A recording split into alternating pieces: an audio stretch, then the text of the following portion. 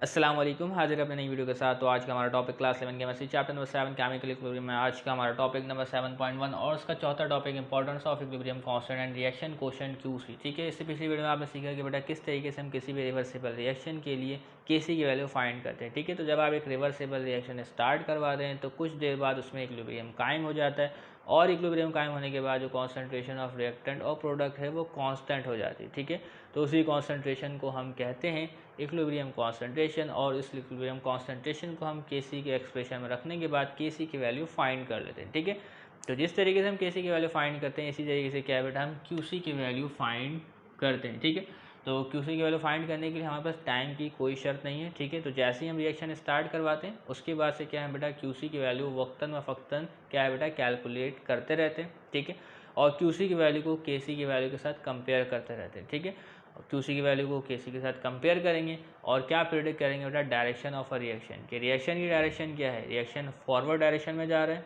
या इक्विलिब्रियम कायम हो चुका है या बैकवर्ड डायरेक्शन में जा रहा है। ठीक है, तो क्यूसी की वैल्यू को कंपेयर करते हैं केसी की वैल्यू के साथ और प्रेडिक्ट करते हैं कि डायरेक्शन ऑफ अ रिएक्शन कि रिएक्शन फॉरवर्ड डायरेक्शन में जा रहा है या इक्विलिब्रियम कायम हो चुका है या रिएक्शन की डायरेक्शन जो है वो बैकवर्ड है। क्लियर है, तो देखिए बेटा हमारे पास equilibrium constant for a reaction can be use to predict the direction of a reaction and extent of a reaction. ठीक है, कि एक जो रिवर्सिबल रिएक्शन है वो कितनी हद तक होगा। ठीक है, कितनी हद तक होगा कि हमारे पास प्रोडक्ट जो है वो ज़्यादा से ज़्यादा आए। ठीक है, और कोई रिएक्शन ऐसे भी होते हैं वो ज़्यादा नहीं होते हैं। ठीक है, उनका जो एक्सटेंट ऑफ रिएक्शन होता है वो कम होता है। ठीक है, तो आगे बाद जो है वो प्रोडक्ट भी कम आती है लेकिन रिएक्टेंट जो है वो भारी मिकदार में मौजूद होता है। ठीक है, लेकिन अभी हम देखते हैं बेटा डायरेक्शन ऑफ अ रिएक्शन। इसके बाद बेटा आपके पास रिएक्शन क्वोशिएंट क्यूसी की डेफिनेशन है जो कि मैंने आपको बताया कि बेटा जिस तरीके से आप केसी कैलकुलेट करते हैं इसी तरीके से क्यूसी कैलकुलेट करते हैं, लेकिन क्यूसी कैलकुलेट करने के लिए कोई आपके पास टाइम नहीं है। ठीक है, तो जैसे ही आप रिएक्शन स्टार्ट करेंगे क्यूसी की वैल्यू कैलकुलेट करते जाएंगे। ठीक है, और जैसे ही रिएक्शन आगे बढ़ता जाता है ठीक है, और उसमें क्या है बेटा क्यूसी की वैल्यू में इजाफा होता जाता है। तो डेफिनेशन हमारे पास the QC is the ratio of molar concentration of product ठीक है to reactant at any particular time. ठीक है, तो टाइम की कोई कैद नहीं है। ठीक है, और इक्विलिब्रियम कॉन्सेंट्रेशन भी रख सकते हैं। ठीक है, टाइम अब टाइम की तो कोई कैद नहीं है। ठीक है, अब जिस टाइम पे इक्विलिब्रियम कॉन्सेंट्रेशन कायम हो जाए तो वो भी रख सकते हैं। ठीक है, तो देखिए बेटा हमारे पास एक फर्जी रिएक्शन है, देखें ए ठीक है और बी, इसके मोल भी लिखे गए, प्रोडक्ट है सी और डी और ये इसके मोल है। ठीक है, तो अगर क्या बेटा मुझे इस रिवर्सिबल रिएक्शन के लिए क्यूसी की वैल्यू फाइंड करनी है तो सबसे पहले मैं क्या बेटा क्यूसी का एक्सप्रेशन लिखूंगा। किस तरीके लिखेंगे बेटा आपके पास प्रोडक्ट की कॉन्सेंट्रेशन रिएक्टेंट की कॉन्सेंट्रेशन, प्रोडक्ट है आपके पास सी और डी। ठीक है, रिएक्टेंट है आपके पास ए और बी। ठीक है, और ये इसके मोल आ गए, ये इसके मोल आ गए, ये इसके मोल आ गए और ये इसके मोल आ गए। ठीक है, अब हम क्यूसी की वैल्यू किस टाइम पे कैलकुलेट करें, 5 मिनट पे कर रहे, 10 मिनट पे कर रहे, 15 मिनट पे कर रहे हैं। ठीक है, तो इसके लिए मैं यहाँ पे एक सब्सक्रिप्ट लगा रहा हूँ टी। ठीक है, तो वो भी हम लिखते हैं। क्लियर है, तो इस तरीके से क्या बेटा हम क्यूसी की वैल्यू फाइंड करते हैं। तो 5 मिनट में जो कंसंट्रेशन होगी सी की डी की वो उसको हम यहाँ पे लिखेंगे। ठीक है, और 5 मिनट पे जो ए की कंसंट्रेशन होगी बी की कंसंट्रेशन होगी वो यहाँ पर लिखेंगे। ठीक है, तो सोचिए आपने 5 मिनट पे एक क्यूसी की वैल्यू कैलकुलेट कर ली, अब उसके बाद 10 मिनट में करें। ठीक है ना, तो 10 मिनट में करेंगे तो डी की जगह आप 10 लिखेंगे। ठीक है, तो 10 मिनट हो जाएगा तो इसी कंसंट्रेशन में तब्दीली आएगी, इसी कॉन्सेंट्रेशन में भी तब्दीली आएगी, जाहिर सी बात है। और फिर क्यूसी की वैल्यू हम कंपेयर करेंगे केसी की वैल्यू से और डायरेक्शन ऑफ रिएक्शन पता करेंगे बेटा रिएक्शन की डायरेक्शन फॉरवर्ड है बैकवर्ड है या इक्विलिब्रियम कायम हो चुका है। ठीक है, तो QC it has the same form as that of equilibrium constant expression KC. ठीक है, तो क्यूसी की जो फॉर्म है वो बिल्कुल सेम टू सेम है केसी की तरह। क्लियर है, तो predicting direction of a reaction KC and QC are very useful tool in determining whether the reaction has reach equilibrium. ठीक है, तो केसी और क्यूसी से आप पता करेंगे कि बेटा इक्विलिब्रियम कायम हुआ है कि नहीं, if not in which direction it proceed at that moment. ठीक है, तो अगर इक्विलिब्रियम कायम हो गया या अगर इक्विलिब्रियम कायम नहीं हुआ है तो हम ये पता करेंगे बेटा रिएक्शन की डायरेक्शन क्या है उस लम्हे पे। ठीक है, किससे बेटा क्यूसी की वैल्यू को कंपेयर करके केसी के साथ। Clear, A comparison of magnitude of QC with Kc tell us the direction of reaction in which the reaction proceed to attain an equilibrium। ठीक है, तो सोचिए बेटा अगर आप रिएक्शन शुरू कर रहे हैं ठीक है, तो उसमें इक्विलिब्रियम हासिल होने के लिए बेटा जो डायरेक्शन ऑफ रिएक्शन होगी वो फॉरवर्ड होगी। ठीक है, क्योंकि उस टाइम पे आपके पास रिएक्टेंट जो है वो ज़्यादा मिकदार में होगा। ठीक है, इसी तरीके से बेटा आपके पास प्रोडक्ट ज़्यादा मिकदार में, रिएक्टेंट कम मिकदार में। ठीक है, तो प्रोडक्ट जो है वो बैकवर्ड डायरेक्शन में रिएक्शन करेगी। ठीक है ना, ये बात क्लियर है।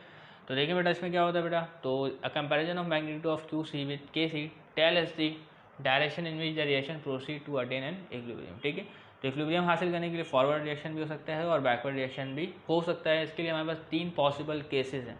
3 possible cases R S follow, ठीक है। इसके हमारे पास 3 केसेस हैं, ठीक है। वो 3 केसेस क्या है बेटा, पहला केस है अगर हमारे पास if Q C is less than K C, ठीक है। दूसरा केस है बेटा if Q C is greater than K C. तीसरा केस है बेटा if Q C is equal to K C, ठीक है। तो सोचिए बेटा हमारे पास एक ये रिएक्शन है, ठीक है। इसका हमें के सी दे दिया गया, इसका के सी हमें दिया गया बेटा 50, सपोज करें, ठीक है। और ये रिएक्शन शुरू में स्टार्ट हुआ, प्रोडक्ट नहीं था हमारे पास, ठीक है। तो जैसे ही रिएक्शन स्टार्ट होगा तो क्या है बेटा, क्यू सी की वैल्यू में आहिस्ते आहिस्ते इजाफा होगा, ठीक है। क्यू सी की वैल्यू में क्या बेटा, आहिस्ते आहिस्ते इजाफा होगा। और क्यू सी की वैल्यू शुरू में आपने कैलकुलेट की बेटा 5 मिनट पे, ठीक है। 5 मिनट में कैलकुलेट की, वो आया बेटा 20। क्यू सी की वैल्यू क्या है बेटा, हमने 10 मिनट में कैलकुलेट की, वो आया हमारे पास 40। फिर क्यू सी की वैल्यू 15 मिनट में कैलकुलेट की, वो आया हमारा 50। तो देखिए बेटा क्यू सी की वैल्यू और के सी की वैल्यू जो है वो बराबर हो गई, ठीक है।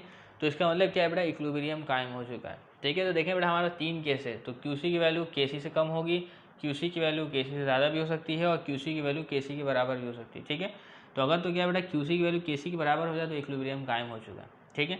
तो खैर अभी देखें बेटा अगर क्यू सी की वैल्यू लेस देन के सी है तो इसका मतलब क्या है, इसका मतलब ये है कि बेटा रिएक्शन जो है वो फॉरवर्ड डायरेक्शन में जा रहा है, ठीक है। तो क्यू सी की वैल्यू में वक्त ब वक्त इजाफा होगा और के सी के बराबर हो जाएगी, ठीक है ना। तो देखिए बेटा, तो if Q C is less than K C indicate that a system proceed from left to right. तो लेफ्ट टू राइट का मतलब क्या बेटा, रिएक्टेंट जो है प्रोडक्ट में तब्दील हो रही है, ठीक है, in the forward direction to attain equilibrium.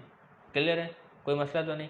और इस वक्त में क्या होता है बेटा, आपके पास जो रेट ऑफ प्रोडक्ट फॉर्मेशन होती है वो ज़्यादा होती है, ये सब चीज़ें हम पढ़ चुके हैं। इसके अलावा जो आपके पास दूसरा केस 2 है, if Q C is greater than K C. तो अगर क्या बेटा क्यू सी की वैल्यू ज़्यादा है के सी से तो क्यू सी की वैल्यू कम होगी, के सी के बराबर होगी, ताकि इक्विलिब्रियम कायम हो जाए। तो क्यू सी की वैल्यू कम होने का मतलब क्या है बेटा, बैकवर्ड रिएक्शन होगा, ठीक है। प्रोडक्ट जो है वो टूटेगा और रिएक्टर में तब्दील होगा। तो if Q C is greater than K C indicates that a system proceed from right to left, product decompose होगा रिएक्टेंट में, ठीक है, इन द रिवर्स डायरेक्शन। क्यों होगा, क्योंकि प्रोडक्ट ज़ायद मिकदार में, रिएक्टेंट कम मिकदार में, ठीक है। तीसरा केस है बेटा if Q C is equal to K C, ठीक है। इसको तो मैं आपको पहले ही बता चुका हूँ, indicate that a system is in dynamic equilibrium, ठीक है। तो डायनामिक इक्विलिब्रियम जब कायम हो जाता है तो रेट ऑफ फॉरवर्ड रिएक्शन और बैकवर्ड रिएक्शन जो है वो इक्वल हो जाती है, ठीक है। And the rate of reaction in both the direction remain same, ठीक है। तो जब क्या है बेटा आपके पास दोनों डायरेक्शन में जो रेट है वो सेम हो, ठीक है, तो उसमें आप नहीं कहेंगे बेटा फॉरवर्ड रिएक्शन है कि बैकवर्ड रिएक्शन, ठीक है। तो इसका मतलब क्या बेटा यहाँ पे इक्विलिब्रियम कायम हो चुका है। तो हम क्या बेटा से एक एग्जाम्पल को हमारे को सॉल्व करते हैं जो कि 7.5 है, क्लियर है। तो अब हम एग्जाम्पल 7.5 को सॉल्व करने जा रहे हैं, जिसमें हमें रिएक्शन क्वोशिएंट क्यूसी की वैल्यू फाइंड करनी है इस रिवर्सेबल रिएक्शन के लिए, ठीक है। और उस क्यूसी की वैल्यू को कंपेयर करना है केसी की वैल्यू से, और उसके बाद बताना है कि बेटा इस रिवर्सेबल रिएक्शन में इक्विलिब्रियम कायम हुआ है या नहीं। अगर इक्विलिब्रियम कायम नहीं हुआ है तो हमें बताना है कि बेटा रिएक्शन की डायरेक्शन क्या है, फॉरवर्ड है कि बैकवर्ड है। तो हमारे पास सवाल है बेटा KC for the given reaction at certain temperature is 2.72, ठीक है। तो इस रिएक्शन के लिए हमें केसी की वैल्यू दी गई बेटा 2.72 एक फिक्स टेम्परेचर पे, ठीक है। तो रिएक्शन हमारे पास है बेटा ए और बी का आपस में रिएक्शन हो रहा है इन दी रेशियो ऑफ 1:3, ठीक है। और आपके पास 2 मोल जो है वो सी प्रोड्यूस हो रहा है, ठीक है। तो if in a 5 DN³ reaction vessel, ठीक है, तो रिएक्शन जिसमें हो रहा है उसका वॉल्यूम है आपके पास 5 DN³, ठीक है। द रिएक्शन मिक्सचर कंटेन 8 मोल से 6 मोल बी और 5 मोल सी, ठीक है। तो जब आप क्यूसी की वैल्यू कैलकुलेट करें तो वहाँ पे आपके पास टाइम की कोई कैद नहीं होती, ठीक है। तो ये आपके पास कॉन्सेंट्रेशन नहीं है, मोल्स आपको दिए गए, ठीक है, किसी भी टाइम पे दिए गए, हमें इससे कोई मतलब नहीं। हमें मालूम करना है कि बेटा इस रिएक्शन में इक्विलिब्रियम कायम हुआ है या नहीं। तो अगर हम क्या बेटा इस रिएक्शन के लिए क्यूसी की वैल्यू कैलकुलेट करते हैं, अगर क्यूसी की वैल्यू क्या है बेटा 2.72 आ जाती है, ठीक है। अगर इस रिएक्शन के लिए हम क्यूसी की वैल्यू कैलकुलेट करते हैं और क्यूसी की वैल्यू 2.72 आ जाती है तो इसका मतलब क्या बेटा इस रिएक्शन में इक्विलिब्रियम कायम हो चुका है, ठीक है। तो तभी हम चेक करेंगे कि इक्विलिब्रियम कायम हुआ है कि नहीं हुआ। अगर नहीं हुआ तो रिएक्शन की डायरेक्शन क्या है। तो देखिए बेटा 5 DN³ के रिएक्शन वेसल में आपके पास जो मिक्सचर पड़ा हुआ है 8 मोल्स ए का है, 6 मोल बी का है, 5 मोल सी का है। ये तो क्लियर हो गया, ठीक है। तो predict weather the reaction is in equilibrium, ठीक है, प्रिडिक्ट करना है कि इक्विलिब्रियम में है, ठीक है। इफ़ नॉट, अगर नहीं है तो what is the direction of net reaction, reaction की डायरेक्शन क्या फॉरवर्ड है कि बैकवर्ड है। तो आज हम बेटा सॉल्व करते हैं। सबसे पहले हमें क्या करना पड़ेगा बेटा, कॉन्सेंट्रेशन फाइंड करना पड़ेगा। हमें कॉन्सेंट्रेशन नहीं दी गई, हमें क्या दिएगा बेटा मोल्स दिएगा, और इसके अलावा क्या दिया बेटा वॉल्यूम। तो मोल्स और वॉल्यूम को डिवाइड करेंगे तो कॉन्सेंट्रेशन पता चल जाएगी ए की, बी की और सी की, ठीक है।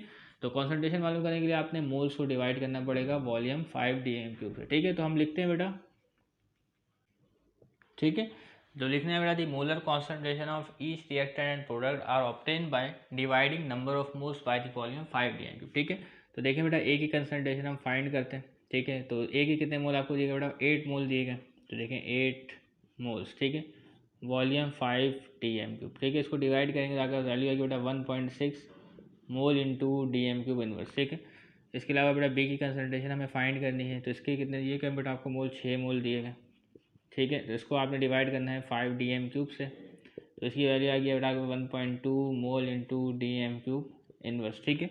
इसके अलावा बेटा आपको सी के कंसनट्रेशन मालूम करनी है, सी के मोल दिए गए बेटा 5 मोल, ठीक है।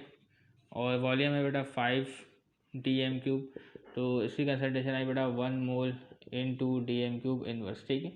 तो अभी हम मालूम क्या करना है बेटा, QC मालूम करना है, ठीक है। तो QC हम किस तरीके से फाइंड करेंगे, तो सबसे पहले हमें क्या लिखना पड़ेगा, सबसे पहले हमें लिखना पड़ेगा बेटा QC की एक्सप्रेशन इस रिएक्शन के लिए, ठीक है। तो यहाँ पे हम लिखेंगे बेटा QC expression for the given reaction इस, ठीक है। तो QC की एक्सप्रेशन लिखेंगे, ऊपर आएगा बेटा प्रोडक्ट में आपके पास क्या बेटा C है, ठीक है, और इसके मोल 2 है, ठीक है। रिएक्टेंट आपके पास क्या बेटा A है, ठीक है। इसके मोल 1 ही है तो नहीं लिखेंगे, और क्या बेटा रिएक्टेंट है B है, इसके मोल कितने बेटा 3 है, ठीक है। तो हमने क्या बेटा यहाँ पे QC की एक्सप्रेशन लिख ली, इसमें क्या बेटा वैल्यू रखते हैं और QC की वैल्यू मालूम कर लेते हैं। तो C की वैल्यू क्या बेटा आपके पास, C की वैल्यू बेटा 1, यूनिट रखने की कोई ज़रूरत नहीं है। A की वैल्यू आपके पास 1.6, ठीक है, और B की वैल्यू बेटा 1.2, ठीक है। सॉल्व करते हैं, वैल्यू मालूम करते हैं। तो इसको सॉल्व करने में जो हमारे वैल्यू आ रही है QC की, वो आ रही है बेटा, तो इसका मतलब क्या बेटा आपके पास जो QC की वैल्यू है वो लेस देन है KC के, ठीक है। KC की वैल्यू बेटा 2.72, QC की वैल्यू आपके पास 0.52, तो QC की वैल्यू KC से कम है। इसका मतलब क्या है बेटा, रिएक्शन जो है वो फॉरवर्ड डायरेक्शन में रहेगा, लेफ्ट टू राइट, ताकि क्या है बेटा QC की वैल्यू में इजाफा हो और वो बराबर हो जाए KC की वैल्यू के, ठीक है। तो क्या है बेटा, इसमें फॉरवर्ड रिएक्शन होगा, ये भी बात समझ में आ गई। इक्विलिब्रियम कायम नहीं हुआ है, तो अगर इक्विलिब्रियम कायम होता तो आपके पास क्या बेटा QC की वैल्यू KC के बराबर आती, ठीक है। तो पहला सवाल क्या था बेटा, इक्विलिब्रियम तो कायम नहीं हुआ है, ठीक है। तो since QC is less than KC, ठीक है, तो इसका मतलब क्या बेटा, the reaction mixture is not at equilibrium but proceed from left to right. Left to right जाने का मतलब क्या बेटा, फॉरवर्ड डायरेक्शन में जाएगा, ठीक है, to increase the concentration of product. तो लेफ्ट टू राइट में जाने का मतलब क्या बेटा, प्रोडक्ट की कंसंट्रेशन में इजाफा होता है, तो प्रोडक्ट की कंसंट्रेशन में इजाफा होगा तो QC की वैल्यू में इजाफा होगा और वो KC के बराबर हो जाएगी, ठीक है, to increase the concentration of product, ठीक है। तो इस तरीके जो एग्जाम्पल 7.5 था इसको हमने सॉल्व कर लिया। तो मैं आपको एक होमवर्क का सवाल दूंगा, आप उसको जरूर सॉल्व कीजिएगा, ठीक है। तो अब हम पढ़ने जा रहे हैं बेटा extent of a chemical reaction, ठीक है।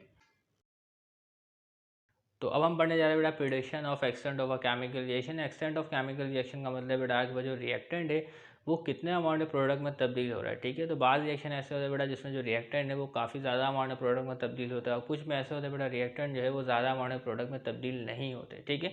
तो ऐसे रिएक्शन जिसमें क्या बेटा रिएक्टेंट जो है वो काफ़ी हद तक प्रोडक्ट में तब्दील होता है और फिर इक्विलिब्रियम कायम होता है, तो उस रिएक्शन की KC की वैल्यू ज़्यादा होती है, ठीक है। और इसी के वाले में ऐसे रिएक्शन जिसमें क्या बेटा रिएक्टेंट जो है वो काफ़ी तब्दील नहीं होता प्रोडक्ट में और इक्विलिब्रियम कायम हो जाता है, ठीक है। तो ऐसे रिएक्शन की KC की वैल्यू कम होती है, ठीक है। तो देखिए बेटा extent of a chemical reaction can be predicted by considering the magnitude of equilibrium constant, ठीक है। तो KC की वैल्यू को देखकर आप बता सकते हैं किसी भी केमिकल रिएक्शन का extent of a chemical reaction, ठीक है। It indicates to which extent reactants are converted to product, ठीक है। तो KC की वैल्यू से पता चलेगा कि कितने हद तक जो है वो रिएक्टेंट जो है वो तब्दील होती है प्रोडक्ट में उस खास रिएक्शन के लिए, ठीक है। तो हर रिएक्शन की क्या है बेटा KC की वैल्यू डिफरेंट होती है डिफरेंट टेम्परेचर में, ठीक है। तो कुछ में क्या बेटा ज़्यादा अमाउंट ऑफ प्रोडक्ट हासिल होते हैं, कुछ में क्या बेटा कम अमाउंट ऑफ प्रोडक्ट हासिल होते हैं। In general there are 3 possibilities of predicting extent of a reaction. तो 3 पॉसिबिलिटी है बेटा, very large value of KC, very small value of KC, intermediate value of KC, ठीक है। तो यहाँ पे जरा KC की एक्सप्रेशन देखें बेटा, तो इसमें क्या होता है बेटा, ऊपर आता है प्रोडक्ट की कंसंट्रेशन, नीचे आता है रिएक्टेंट की कंसंट्रेशन। तो अगर क्या बेटा आपके पास किसी रिएक्शन में प्रोडक्ट की कॉन्सेंट्रेशन ज़्यादा है इक्विलिब्रियम पॉइंट पे, तो KC की वैल्यू ज़्यादा होगी, ठीक है। और अगर क्या बेटा इक्विलिब्रियम पॉइंट पे प्रोडक्ट की कंसंट्रेशन कम है और रिएक्टेंट की कंसंट्रेशन ज़्यादा है, तो आपके पास KC की वैल्यू क्या होगी बेटा, कम होगी, ठीक है। तो प्रोडक्ट की कंसंट्रेशन ज़्यादा है, KC की वैल्यू ज़्यादा, प्रोडक्ट की कंसंट्रेशन कम मतलब रिएक्टेंट की कंसंट्रेशन ज़्यादा, तो KC की वैल्यू क्या होगी बेटा आपके पास, कम होगी। इस बात को याद रखना, ठीक है। तो very large value of KC हमें क्या बताएगी बेटा, प्रोडक्ट की कंसंट्रेशन ज़्यादा है विद रिस्पेक्ट टू रिएक्टेंट। तो it shows that the ratio of product to reactant at equilibrium is very large, ठीक है, the ratio of product to reactant at equilibrium is very large and it infects that reaction is nearly to completion, ठीक है। और इससे ये नतीजा निकलता है बेटा लार्ज वैल्यू ऑफ के सी से कि रिएक्शन जो है वो आपका कंप्लीट होने के करीब है, लेकिन रिवर्सिबल रिएक्शन जो है वो कंप्लीट नहीं होता, ठीक है। तो देखिए बेटा हमारे पास एक रिएक्शन है मीथेन का क्लोरीन का, और उसके नतीजे आपके पास बनता है बेटा CHCl3 क्लोरोफॉर्म, ठीक है, और उसके साथ साथ बन रहा है बेटा HCl, ठीक है।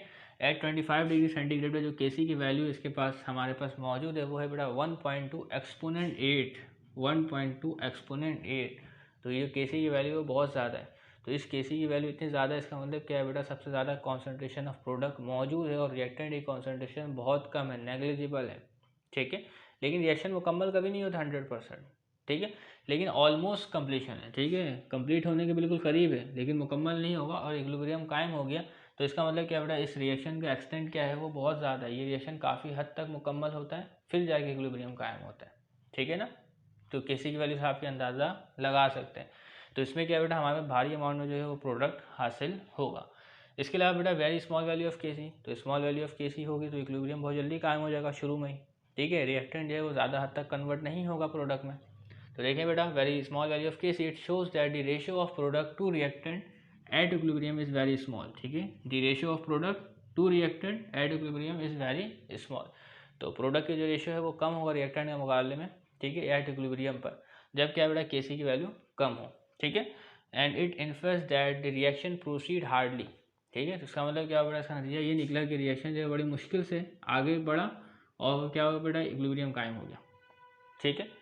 तो ये रिएक्शन एक बेटा हमारा नाइट्रोजन है और ऑक्सीजन है, इनका रिएक्शन हो रहा है, आपके पास क्या बनता है बेटा, नाइट्रोजन मोनोऑक्साइड, ये गैस तो बन रही है, ठीक है, लेकिन इस रिएक्शन की जो Kc की वैल्यू है वो आपके पास 4.5 एक्सपोनेंट -31, तो इसकी Kc की वैल्यू कम है, ठीक है। तो इसमें क्या बेटा आपके पास इक्विलिब्रियम बहुत जल्दी कायम हो जाएगा, ठीक है, फ़ौरन से फ़ौरन कायम हो जाएगा, और आपके पास रिएक्टेंट की कंसनट्रेशन ज़्यादा होगी, प्रोडक्ट की कंसनट्रेशन कम होगी, ठीक है, ये बात समझ में। तो इस रिएक्शन का क्या बेटा एक्सटेंट जो है वो बहुत कम है, काफ़ी हद तक आगे नहीं जाता, रिएक्टेंट जो है बहुत कम तब्दील होता है प्रोडक्ट में, Kc की वैल्यू से हमें अंदाज़ा होता है। इसमें क्या बेटा हमारे पास प्रोडक्ट ज़्यादा अमाउंट में होगा, इसमें क्या बेटा हमारे पास रिएक्टेंट जो है वो ज़्यादा अमाउंट में होगा, ठीक है। इसके अलावा इंटरमीडिएट वैल्यू ऑफ Kc, तो Kc की वैल्यू क्या बेटा दरमियाने दर्जे में होगी, तो जब Kc की वैल्यू दरमियाने दर्जे में हो तो आगे पास रिएक्टेंट की कंसनट्रेशन और प्रोडक्ट की कंसनट्रेशन ऑलमोस्ट क्या है बेटा सेम होगी, ठीक है। तो intermediate value of Kc it show appreciable amount of both reactant and product, ठीक है। तो देखें ना बेटा, अगर आपके पास प्रोडक्ट और रिएक्टेंट, सोचिए रिएक्टेंट आपके पास, प्रोडक्ट आपके पास है बेटा 2.10 और रिएक्टेंट है आपके पास 2, ठीक है, तो ये करीब करीब है, ठीक है ना। तो आपके पास Kc की वैल्यू क्या आएगी बेटा, इंटरमीडिएट आएगी। इसमें Kc की वैल्यू कितने माइनस पे आ रही, ठीक है, इसमें लेकिन कितने पॉजिटिव आ रही, तो इसमें क्या बेटा 1 पॉइंट कुछ आएगी, ठीक है ना। तो यहाँ पे क्या बेटा इंटरमीडिएट वैल्यू है Kc की। तो it show appreciable amount of both reactant and product are present in the equilibrium mixture, ठीक है। तो अगर क्या बेटा हमारे पास ये गैसेस मौजूद हैं NO2 और N2O4, ठीक है, तो अगर ये क्या बेटा आपके पास एक क्लोज वेसल में, ठीक है, तो इन दोनों की अमाउंट जो है वो तकरीबन सेम होगी। तो इसकी Kc की वैल्यू हमारे पास देखिए क्या है बेटा, एट 25 डिग्री सेंटीग्रेड वो है बेटा 43.44, ठीक है। तो ये बात आपको समझ में आ रही। तो इस तरीके से बेटा आपके पास जो रिएक्टेंट और प्रोडक्ट है इसकी कंसनट्रेशन तकरीबन करीब होगी, ठीक है, लेकिन इसमें क्या है बेटा काफ़ी फर्क होगा, इसमें ज़्यादा अमाउंट ऑफ प्रोडक्ट होगी, इसमें ज़्यादा अमाउंट ऑफ रिएक्टेंट होगी, इसमें क्या है बेटा प्रोडक्ट और रिएक्टेंट तकरीबन सेम होगा, ठीक है, करीब पूरा सेम नहीं होगा, तकरीबन क्या होगा बेटा करीब होगा, ठीक है। तो इस तरीके बेटा हमने समझा extent of a chemical reaction. तो उम्मीद करते हैं बेटा तमाम बातें आपको समझ में आ गई होंगी। तब तक के लिए दीजिएगा, इस चैनल को सब्सक्राइब कीजिएगा। अल्लाह हाफिज़।